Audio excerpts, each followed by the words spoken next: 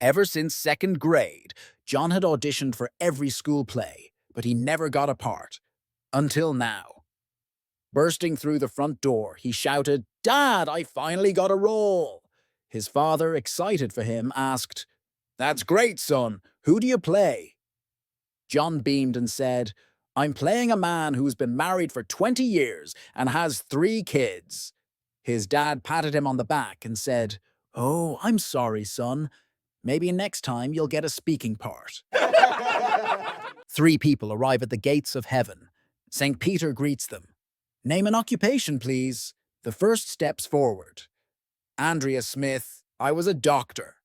"Wonderful," says St. Peter. "Doctors who save lives are always welcome. Come in." The second follows. "Megan Jones, I was a nurse." "Of course," says St. Peter. "Nurses who care for the sick are most certainly welcome. Come in." The third steps up confidently. "Michael Davis, I was a hospital administrator, then became a health insurance CEO. I oversaw hundreds of doctors and nurses, and my hospitals treated thousands of patients." So now St. Peter pauses, then pulls out a massive book. He flips through pages, scans charts, and cross-references a few spreadsheets. Finally, he looks up and says, "All right, looks like we can approve you for a 1-week trial." I recently picked a new primary care doctor. After 2 visits and a bunch of lab tests, he looked at me and said, "You're doing fairly well for your age." A little concerned, I couldn't help but ask, "Doc, do you think I'll make it to 80? He paused and asked, "Well, do you smoke or drink?" "Oh no, never," I replied. "Do you eat ribeye steaks or barbecue?" "Nope, I've heard red meat isn't healthy." "Do you spend time outdoors, golf, sailing, rock climbing?" "No, I prefer to stay inside." "Do you gamble, drive fast cars, or, fool around?" "Absolutely not." The doctor stared at me for a moment, then said, "Then why do you care if you live to be 80? Doctor and a lawyer in 2 cars collided on a country road. The lawyer, seeing that the doctor was a little shaken up, helped him from the car and offered him a drink from his hip flask. The doctor accepted and handed the flask back to the lawyer, who closed it and put it away. "Aren't you going to have a drink yourself?" asked the doctor. "Sure. After the police leave," replied the attorney. A small boy is sent to bed by his father. 5 minutes later. "Duh. What? I'm thirsty. Can you bring me a drink of water?" "No." "You had your chance. Lights out." 5 minutes later. "Dad." "What? I'm thirsty. Can I have a drink of water?" "I told you no. If you ask again, I'll have to spank you." 5 minutes later. "Dad." "What? When you come in to spank me, can you bring me a drink of water?" Billy Bob had long heard the stories of an amazing family tradition. It seems that his father, grandfather, and great-grandfather had all been able to walk on water on their 18th birthday. On that special day, they had each walked across the lake to the pub on the far side for their first legal drink.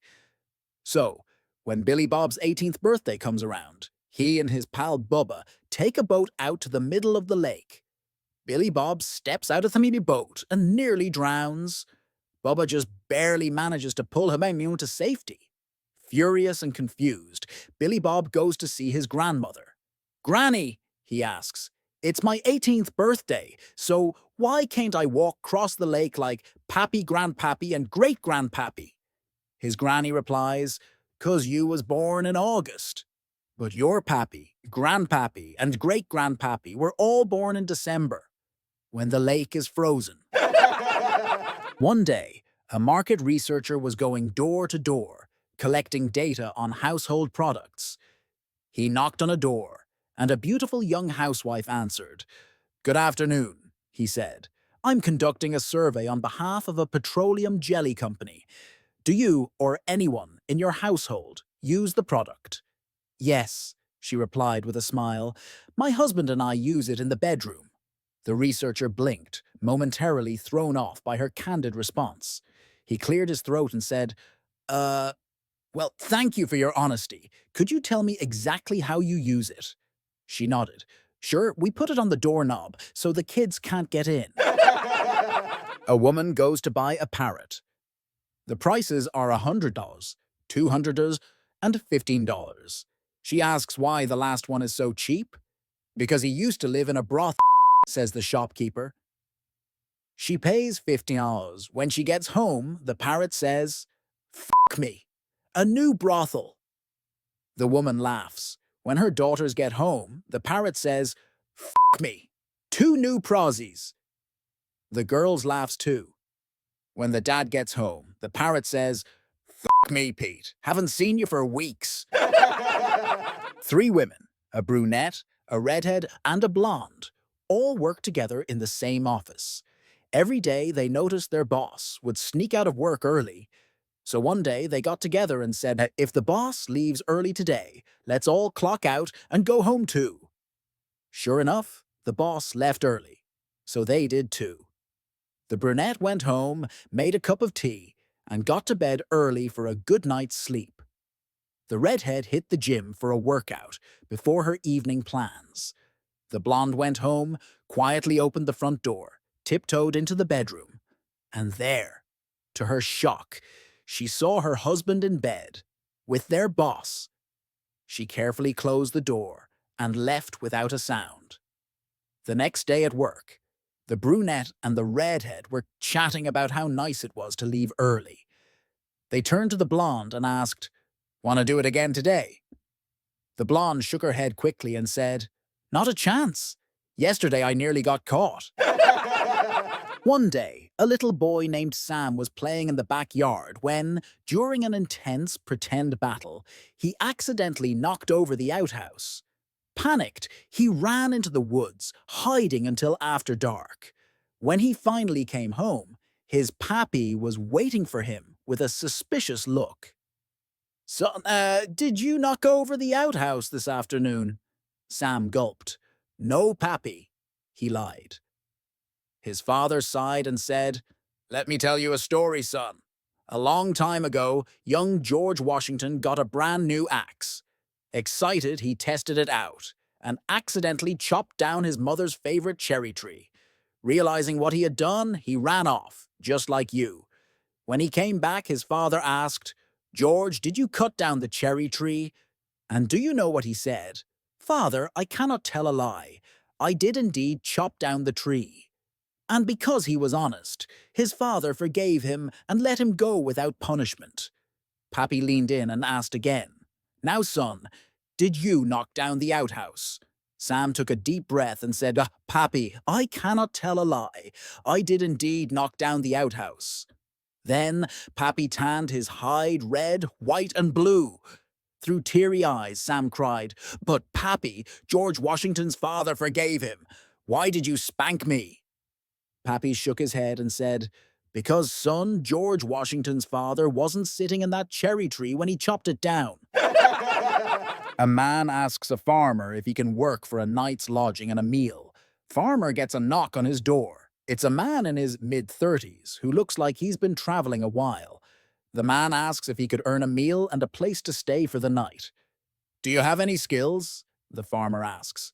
"Well, I do have a rare gift. I can communicate with animals." "Sure you can," the farmer says. "But I like your style. I'll put you to work." So the man does a few chores around the farm and earns his meal. At dinner, he says to the farmer, "I know you don't believe me, but I actually do communicate with animals. I can prove it. I spoke to the hens, and they said you were there every morning before dawn to collect their eggs. And you've been doing so every day for years, since your wife passed." The farmer says, "Wow, that's exactly right." The man continues, "I spoke to your cow, and she said you've faithfully milked her every day before dawn, and you've been doing so every day for years since your wife passed." The farmer says, "I'm amazed. That's true." The man says, "And I spoke to your sheep." "That sheep's a liar." A judge was interviewing a woman regarding her pending divorce and asked, "What are the grounds for your divorce?"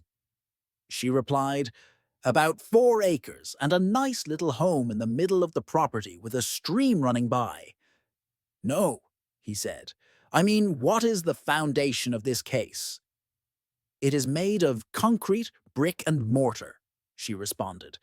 I mean, he continued, what are your relations like?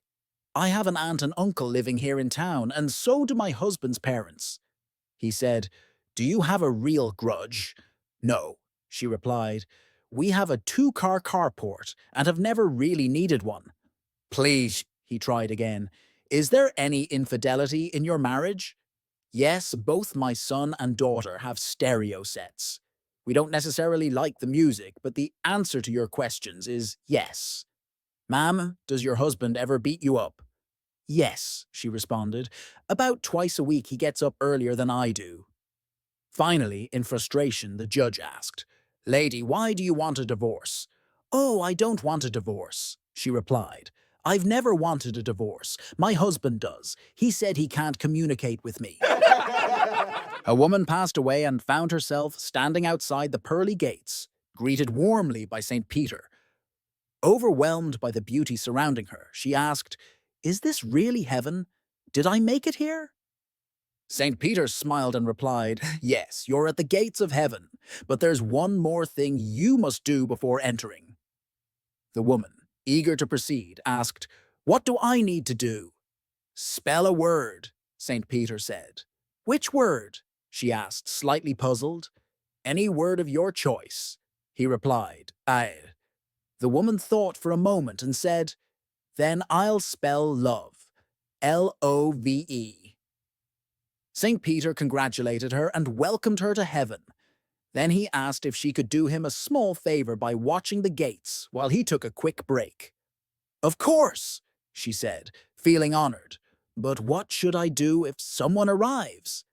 Just ask them to spell a word, like I did with you, St. Peter instructed, and then he left. As she sat at the gates, marveling at the heavenly sights, she suddenly saw someone approaching. To her shock, it was her husband. What are you doing here? She asked, startled. Her husband replied, After your funeral, I was so heartbroken and distracted that I got into an accident. And now, I'm here. Did I make it to heaven? Not yet, she said firmly. You have to spell a word first. What word? He asked, bracing himself. She paused for a moment, then said with a sly smile, Czechoslovakia, and you only get one try. A man walked into a bar and ordered a 12-year-old scotch. As the bartender was busy, he decided to serve the guy whatever he had under his hand. The fellow took a sip, spat it out, and told the bartender, I asked for a 12-year-old scotch and not a 3-year-old one. When the bartender heard that, he checked the bottle and was amazed that the fellow was right. He had served him a 3-year-old scotch. The bartender wanted to see how good the fellow was, so he served him another scotch, this one a 6-year-old. The guy had a sip and spat it out, complaining, I asked for a 12-year-old scotch and not a 6-year-old one. The bartender was surprised by how good this fellow was, so the barman decided to play one more little game. He served the customer a 9-year-old scotch instead of a 12-year-old one as requested. The fellow had a sip and spat it out, stating, I think I asked for a 12-year-old scotch and not a 9-year-old one. The bartender was very impressed and finally served him the demanded 12-year-old scotch. The customer took a sip and added, This is what I asked in the first place. At the end of the counter sat a man who had witnessed this scene.